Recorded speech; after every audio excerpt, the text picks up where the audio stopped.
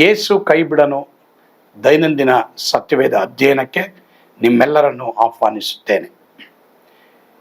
ನೀವು ವಿಶೇಷವಾದವರು, ಈ ಒಂದು ಟೈಟಲ್ ಮೇಲೆ ನಾನು ಇವತ್ತು ನಿಮಗೆ ಮಾತನಾಡ್ತೇನೆ.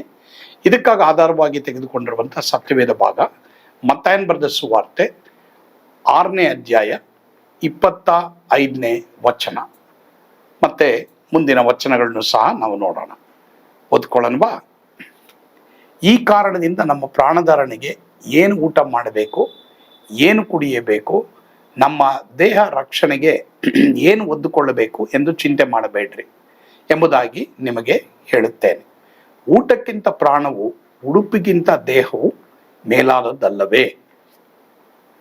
ಈ ತಿಂಗಳು ನಿಮಗೆ ಚಿಂತೆ ಇರ್ಬೋದು.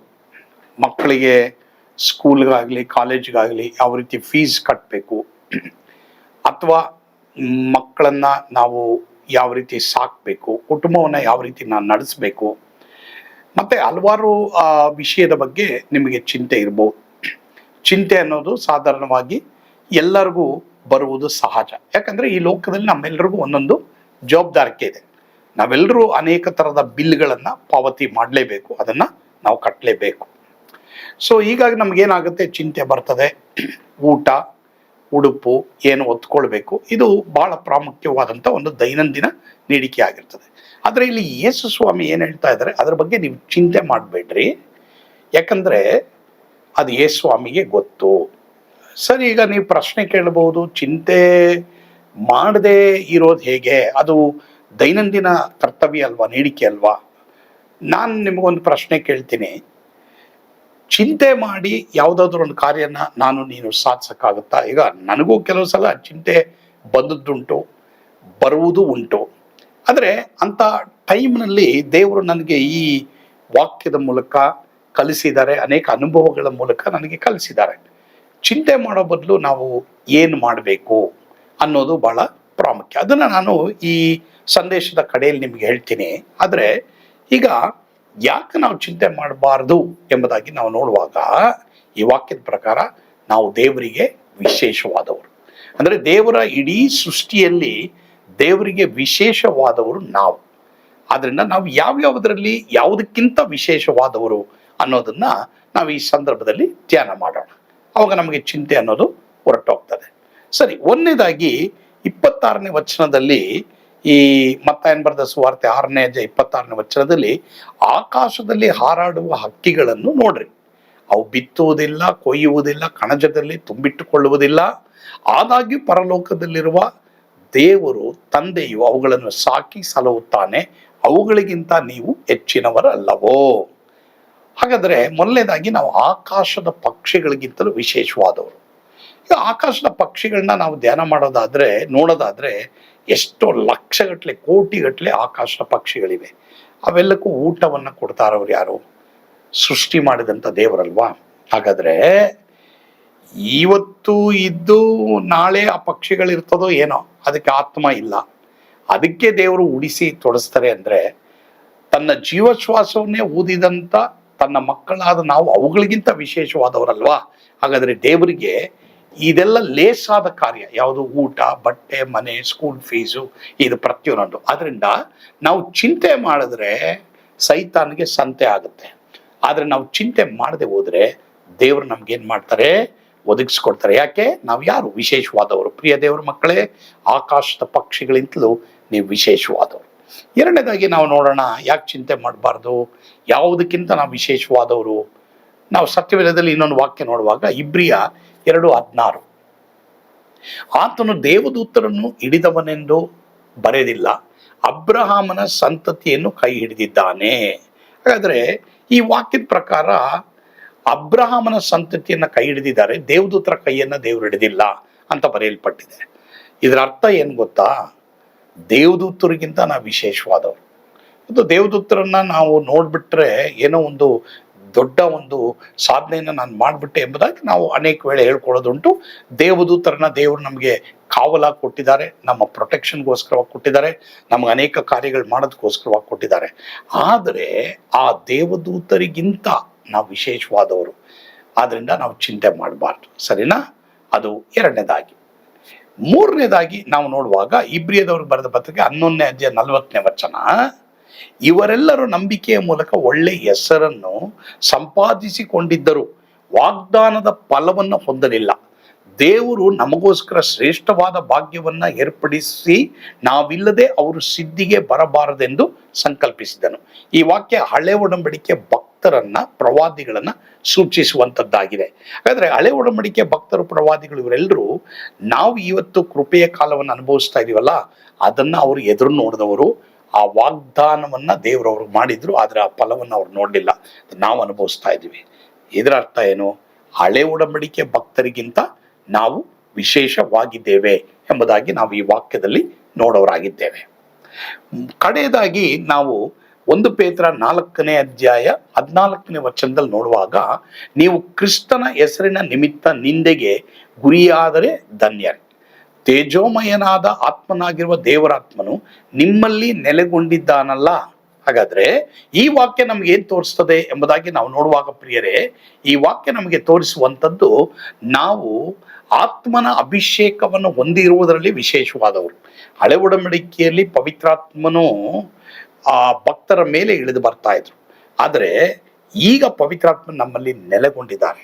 ಹೀಗಾಗಿ ನಾವು ಆತ್ಮನ ಅಭಿಷೇಕದಿಂದ ವಿಶೇಷವಾದವರಾಗಿದ್ದೇವೆ. ಹಾಗಾದ್ರೆ ಇವತ್ತು ನಾವು 4 ಕಾರ್ಯಗಳಲ್ಲಿ 4 ವ್ಯಕ್ತಿಗಳಿಗಿಂತ ನಾವು ವಿಶೇಷವಾದವರು ಎಂಬುದಾಗಿ ನಾವು ನೋಡಿದ್ವು. ಒಂದನೇದಾಗಿ ಆಕಾಶದ ಪಕ್ಷಿಗಳಿಗಿಂತಲೂ ನಾವು ವಿಶೇಷವಾದವರು, ಎರಡನೇದಾಗಿ ದೇವದೂತರಿಗಿಂತ ವಿಶೇಷವಾದವರು, ಮೂರನೇದಾಗಿ ಹಳೆ ಒಡಂಬಡಿಕೆ ಭಕ್ತರಿಗಿಂತ ವಿಶೇಷವಾದವರು, ನಾಲ್ಕನೇದಾಗಿ ಅಭಿಷೇಕವನ್ನ ಹೊಂದುವುದರಲ್ಲಿ ನಾವು ವಿಶೇಷವಾದವರಾಗಿರೋದ್ರಿಂದ ಚಿಂತೆ ಮಾಡದೆ ನಾವೇನ್ ಮಾಡ್ಬೇಕು? ಮೊದಲೇ ಹೇಳಿದ್ನಲ್ಲ ನಾನು, ಚಿಂತೆ ಮಾಡಬಾರ್ದು. ಆದ್ರೆ ಏನ್ ಮಾಡ್ಬೇಕು? ನಾವು ಸ್ತೋತ್ರ ಮಾಡ್ಬೇಕು. ದೇವರೇ, ಈ ನೀಡಿಕೆ ನನಗಿದೆ, ಈ ಒಂದು ನಾನು ಒತ್ಕೊಳ್ಬೇಕು, ನಾನು ಆ ಮನೆಗೆ ಆಹಾರ ಸಾಮಗ್ರಿಗಳನ್ನ ತರಬೇಕು, ನನಗೆ ಇಷ್ಟೆಲ್ಲ ಜವಾಬ್ದಾರಿಕೆಗಳಿದೆ, ಇದನ್ನು ನೀನು ಒದಗಿಸಿ ಕೊಟ್ಟಿದ್ದಕ್ಕಾಗಿ ಸ್ತೋತ್ರ ಎಂಬುದಾಗಿ ನೀವು ಯಾವಾಗ ದೇವರಿಗೆ ಸ್ತುತಿ ಸ್ತೋತ್ರ ಹೇಳ್ತಿರೋ, ಖಂಡಿತವಾಗಿ ನೀವು ವಿಶೇಷವಾದವರಾದ್ರಿಂದ ನಿಮ್ಗೆಲ್ಲವನ್ನ ದೇವರು ಒದಗಿಸಿಕೊಡ್ತಾರೆ. ಒಂದು ವೇಳೆ ಯಾರಾದ್ರೂ ಆ ರೀತಿ ಚಿಂತೆ ಒಳಗಾಗಿದ್ದೀರಾ, ಭಯಪಡಬೇಡಿ. ನೀವು ಆಕಾಶದ ಗುಬ್ಬಿಗಳಿಗಿಂತ, ಆಕಾಶದ ಪಕ್ಷಿಗಳಿಗಿಂತ, ದೇವದೂತರಿಗಿಂತ ವಿಶೇಷವಾದವರಾದ್ರಿಂದ ದೇವರು ನಿಮ್ಮ ಎಲ್ಲ ನೀಡಿಕೆಗಳನ್ನ ಸಲ್ಲಿಸ್ತಾರೆ. ಪ್ರಾರ್ಥನೆ ಮಾಡೋಣವಾ? ನಮ್ಮನ್ನು ಬಹಳವಾಗಿ ಪ್ರೀತಿ ಮಾಡುವಂತ ನಮ್ಮ ಸ್ವರ್ಗೀಯ ತಂದೆಯಾದ ದೇವರೇ, ಇವತ್ತು ಯಾರಾದ್ರೂ ದೇವರೇ ಚಿಂತೆಯಲ್ಲಿರ್ಬೋದಪ್ಪ, ಅದು ಸ್ಕೂಲ್ ವಿಷಯ ಇರ್ಬೋದು, ಕಾಲೇಜ್ ವಿಷಯ ಇರ್ಬೋದು, ಮನೆ ವಿಷಯ ಇರ್ಬೋದು, ಗೊತ್ತಿಲ್ಲ ದೇವರೇ, ಯಾವ ವಿಷಯವಾಗಿ ನಿನ್ನ ಮಕ್ಕಳು ಚಿಂತೆ ಉಳ್ಳವರಾಗಿದ್ದಾರೋ, ಈಗ ಯೇಸುವಿನ ನಾಮದಲ್ಲಿ ಆ ಚಿಂತೆನೆಲ್ಲ ಅವ್ರಿಗೆ ಹೋಗಲಾಡಿಸು. ಪ್ರಮುಖವಾಗಿ ಕೆಲಸದ ವಿಷಯದಲ್ಲಿರ್ಬೋದು ದೇವರೇ, ನಮಗ್ ಗೊತ್ತಿಲ್ಲ ಯಾವ್ಯಾವ ವಿಷಯದಲ್ಲಿ ದೇವರೇ ಸ್ವಾಮಿ ಎಲ್ಲರೂ ತವಕ ಪಡ್ತಾ ಇದ್ದಾರೋ, ಆ ಚಿಂತೆನ ಇವತ್ತು ಹೋಗಲಾಡಿಸಿ ಅವ್ರಿಗೆ ಅದ್ಭುತ ಮಾಡು. ಯಾಕಂದ್ರೆ ಅವರು ವಿಶೇಷವಾದವರಪ್ಪ. ಯಾರ್ಯಾರು ಯೇಸುವಿಗೆ ತಮ್ಮ ಹೃದಯವನ್ನು ಕೊಟ್ಟಿದ್ದಾರೋ ಅವರು ವಿಶೇಷವಾದವರು. ಅದಕ್ಕಾಗಿ ಸ್ತೋತ್ರ. ಯೇಸುವಿನ ಹೆಸರಿನಲ್ಲಿ ಪ್ರಾರ್ಥಿಸ್ತೇವೆ ಸ್ವಾಮಿ, ಆಮೇನ್. ಕರ್ತನು ತಾನೇ ನಿಮ್ಮನ್ನು ಆಶೀರ್ವಾದ ಮಾಡಲಿ. ಸ್ವರ್ಗದ ಆನಂದ ನಿಮ್ಮ ಹೃದಯವನ್ನ ತುಂಬಿ ತುಳುಕಲಿ. ಆಮೇನ್.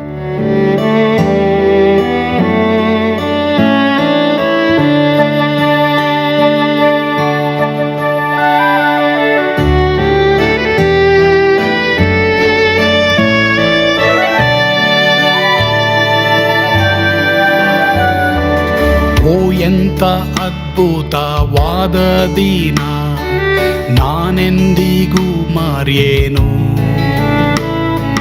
ಪಾಪಂಧಕಾರದೊಳ್ ಅಲೆದೇನ, ರಕ್ಷಕನ ಕಂಡೇನು. ಕೋಮಲ ಕರುಣೆಯುಳ್ಳ ಯೇಸು ಎನ್ ಕೊರತೆ ನೀಗಿದ. ಕತ್ತಲೆ ಹೋಯಿತು, ಜ್ಯೋತಿಯು ಮೂಡಿತು, ನಾನೀಗ ಧನ್ಯನಾದೆ. ಸ್ವರ್ಗದ ನಂದ ಎನ್ನಾತ್ಮ ತುಂಬಿತು. ಶಿಲುಬೆನಾಥ ಎನ್ ಸ್ವಸ್ಥ ಕೈದನು. ಎನ್ ಪಾಪ ತೋಳೆದ, ಈರುಳ ದಿನಕ್ಕೆ ತಿರುಗಿದ. ಸ್ವರ್ಗದ ನಂದ ಎನ್ನಾತ್ಮ ತುಂಬಿತು.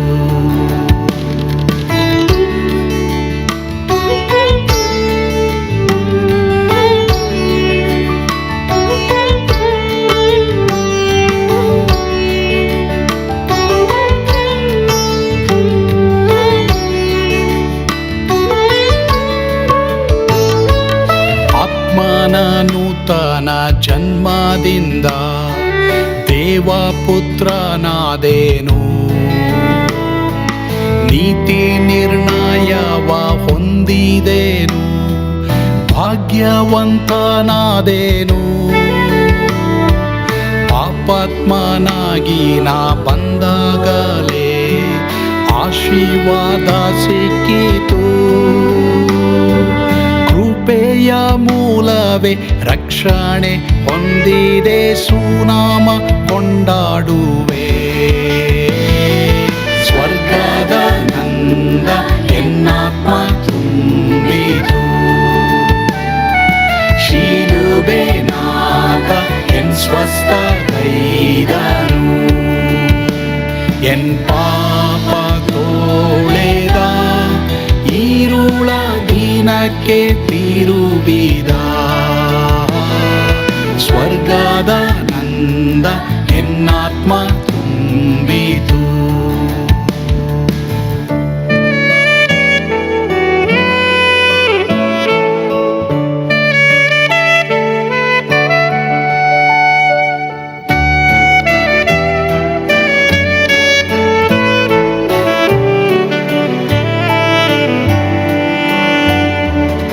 ಅನಂತ ನಿರೀಕ್ಷೆ ಏನಾಗಿದೆ, ಕಾಲವು ತೀರಲಾಗಿ.